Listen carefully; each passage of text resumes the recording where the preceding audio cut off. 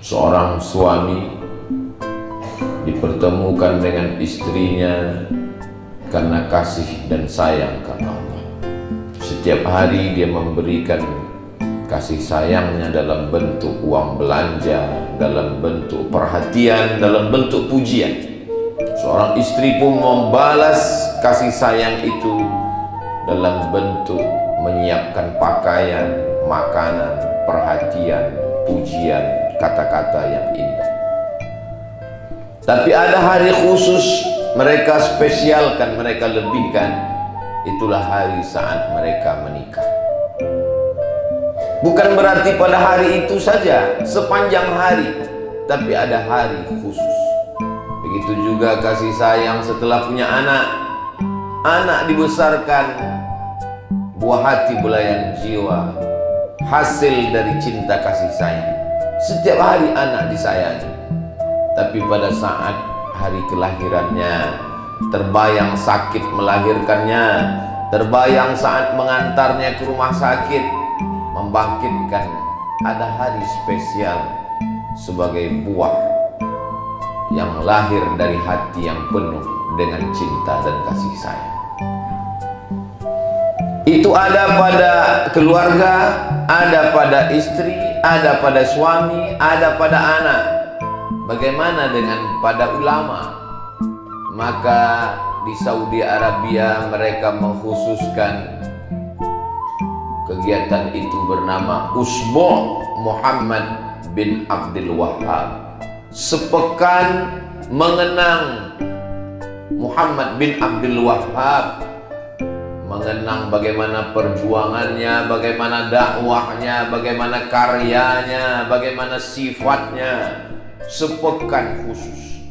Begitu juga disiapkan bangunan untuk mengenang Ibnu Utsaimin.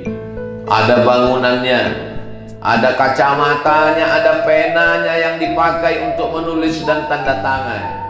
Kenapa itu semua dilakukan? Karena cinta. Lalu salahkah kalau kita cinta kepada Sayyidul Awwalin wal Akhirin, Sayyidul Kaunaini was Saqalain, Sayyidul Anbiya wal Mursalin, Sayyidina wa Maulana wa Syafi'ina wa Zuhurina wa Qurrati A'yunina Muhammad sallallahu alaihi wasallam. Apakah kita hanya cinta kepadanya 12 Rabiul Awal saja? Apakah kita cinta kepadanya bulan Rabiul Awal saja? Setiap hari kita mencintainya. Tapi ada cinta yang khusus untuk mengenangnya. Apakah dia melakukan itu terhadap dirinya? Ketika dia berpuasa hari Senin, sahabat bertanya, "Kenapa engkau puasa hari Senin ya Rasulullah?" Beliau menjawab, "Zaka yauma wulidtu." Hari itu aku lahir. "Wa yauma bu'istu." Hari itu aku dibangkitkan. "Wa yauma unzalu alayya." Hari itu wahyu diturunkan kepadaku. Ternyata dia pun menspesialkan hari kelahirannya, hari lahirnya Muhammad sallallahu alaihi wasallam. Imam Muhammad bin Ismail bin Ibrahim bin Al-Mughirah bin Bardisbah yang dikenal dengan Imam Al-Bukhari meninggal tahun 256 Hijrah, menulis dalam kitabnya yang dikenal dengan Al-Jami', As-Sahih, Al-Musnad, Al-Mukhtasar min umuri Rasulullah sallallahu alaihi wasallam wa sunanihi wa ayyami, tentang seorang laki-laki bernama Abbas bin Abdul Muttalib bermimpi berjumpa dengan saudaranya bernama Abu Lahab. Lalu Abbas bertanya, "Wahai Abu Lahab, engkau dijamin masuk neraka. Tabbat siada Abi Lahab wa tabb, ma aghna anhu maluhu wa ma kasab, sayasla naran dzata lahab, wa imra'atuhu hammalatal hatab, fi jidha hablum min masad." Bagaimana perasaanmu di neraka sana? Kata Abu Lahab, "Aku masuk neraka. Khuffifa alayya fi kulli itsnain li'a'taqi Suwaibah tapi azabku diringankan setiap hari Senin, karena pada hari Senin aku memerdekakan, membebaskan Suwaibah. Siapa Suwaibah? Suwaibah adalah budak, hamba sahaya, perempuan yang ditugaskan Abu Lahab untuk menjaga adik iparnya Aminah yang hamil tua, yang tak lama lagi akan melahirkan anak. Suaminya sudah meninggal duluan, Abdullah namanya. Lalu lahirlah seorang anak. Suwaibah pulang melapor kepada tuannya, wahai tuan Abu Lahab, adik iparmu sudah melahirkan anak. Laki-laki apa perempuan? Saat itu kalau lahir anak perempuan dikubur hidup-hidup, malu punya anak perempuan. Dia laki-laki, maka terobati kerinduan kepada adik yang meninggal. Ternyata anaknya laki-laki. Saking senangnya hati Abu Lahab, maka pada hari itu dia katakan, engkau sejak hari ini bebas, kau tidak lagi jadi budak, kau bukan hamba saya. Karena aku senang atas kelahiran keponakanku, maka pergilah, engkau bebas. Anti hurrah, kau menjadi manusia yang bebas, tidak lagi menjadi budak. Allah membalas. Tidak ada perbuatan yang tidak dibalas Allah. Allah membalas bahagianya hati Abu Lahab, diringankan azabnya setiap hari Senin karena bahagia menyambut kelahiran Sayyidina Muhammad sallallahu alaihi wasallam. Al-Hafiz Al-Maqdisi bersyair. Al-Hafiz artinya hafalan hadisnya lebih 100.000, lebih 200.000, lebih 300.000. Begitu definisi ahli hadis tentang definisi makna kata Al-Hafiz.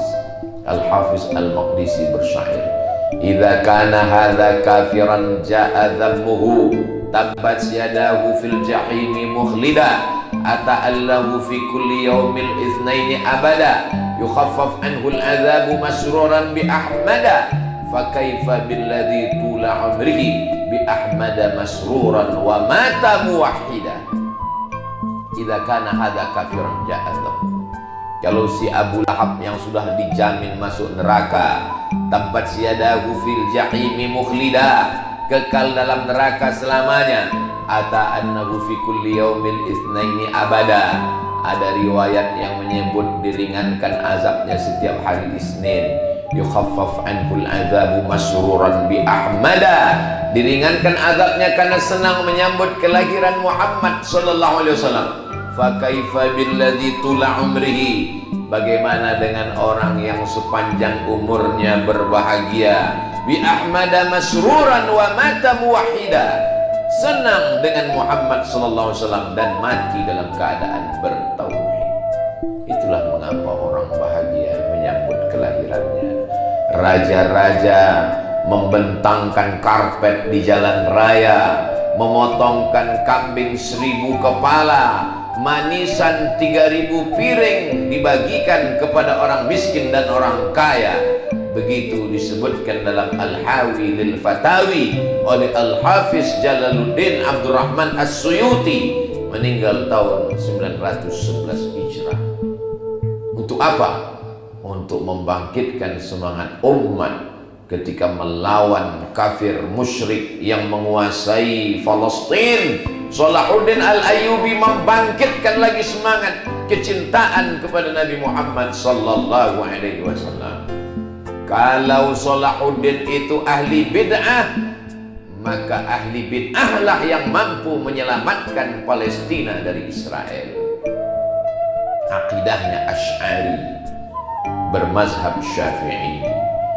Kalau Muhammad Al-Fatih itu ahli bid'ah, ahli bid'ah lah yang bisa merebut Konstantinopel dari orang kafir dan menjadikan kota itu sebagai kota Istanbul.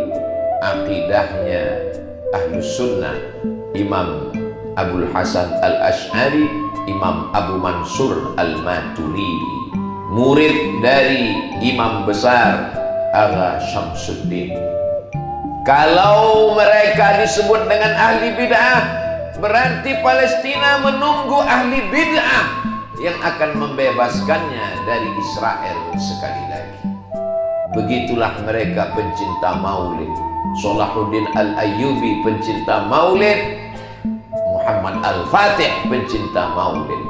Mana anti maulid yang mau memerdekakan Palestina? Allah Subhanahu wa ta'ala menanamkan rasa cinta melalui Maulidur Rasul sallallahu alaihi wasallam. Apa isi maulid itu? Membaca syair-syair yang disusun oleh Imam Al-Busiri, Burdah namanya. Membaca syair-syair yang ditulis oleh Imam Habsyi, Ad-Diya'ul Lami, Simtud Durar namanya. Membaca maulid syair-syair yang ditulis oleh Imam Abu Ja'far Al-Barzanji, Ad-Dibai, Ad-Diya'ul Lami, Imam Muhammad, Imam Umar bin Hafiz Sayyidi Al-Habib namanya. Apa isi maulid itu? Isinya adalah salawat. Innallaha wa malaikatahu yusalluna 'alan nabi ya ayyuhalladzina amanu sallu 'alaihi wa sallimu taslima. Maka isi maulid itu adalah salawat. Apalagi isinya? Isi maulid adalah sejarah tentang Nabi Muhammad SAW. Isi maulid adalah doa.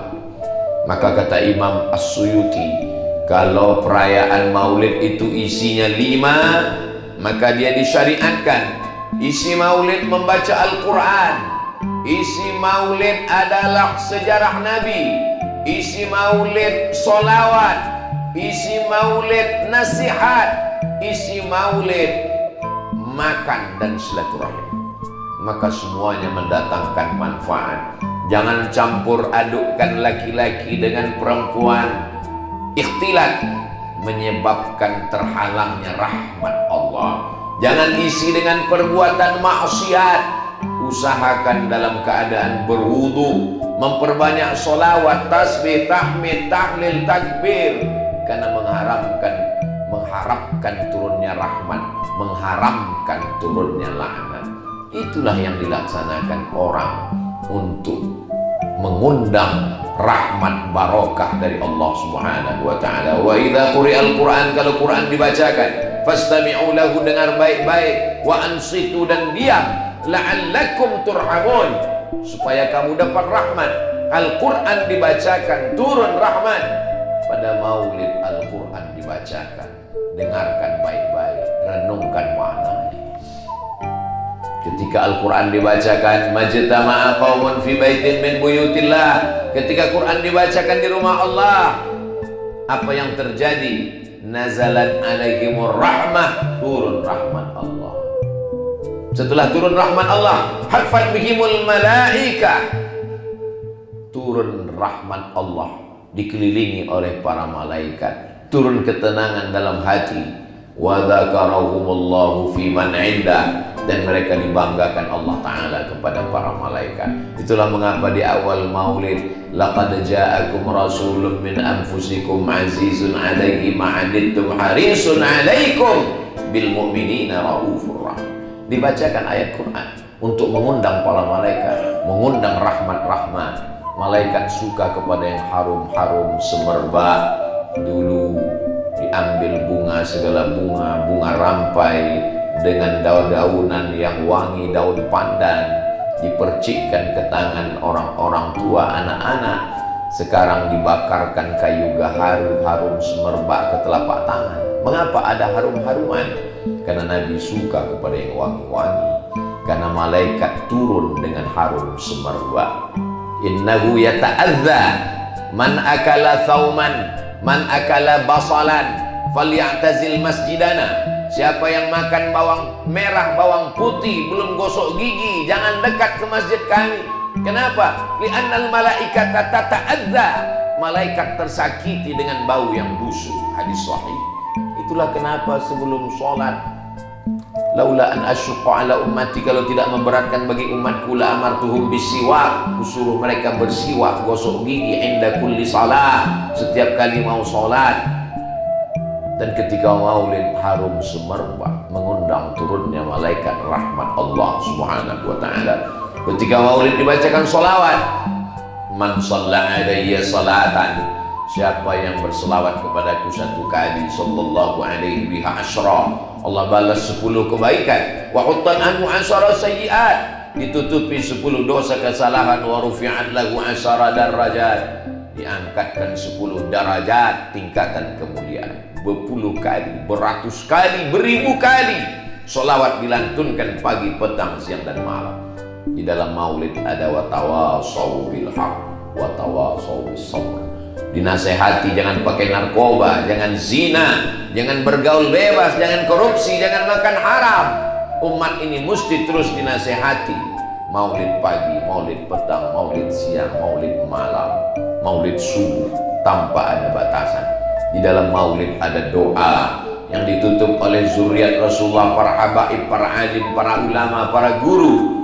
Maka di dalam doa itu tidak tahu entah dari lisan yang mana doa itu mengetuk pintu langit, turun rahmat, barokah, ridho, ma'unah, pertolongan, karamah, kemuliaan dari Allah Subhanahu wa ta'ala. Ajak anak, istri, kawan, sahabat, karena orang beriman tidak egois. Dia tidak mau dia saja yang mendapat rahmat. Kampung-kampung, negeri, masjid, tanah lapang, stadion, rumah, semuanya mendapatkan rahmat barokah dengan mengenang Maulidur Rasul sallallahu alaihi wasallam. Semakin melengking suara orang membid'ahkan maulid, semakin ramai buat maulid, semakin banyak orang berselawat. Selama orang masih bersemangat, disitulah turun rahmat dan barakah.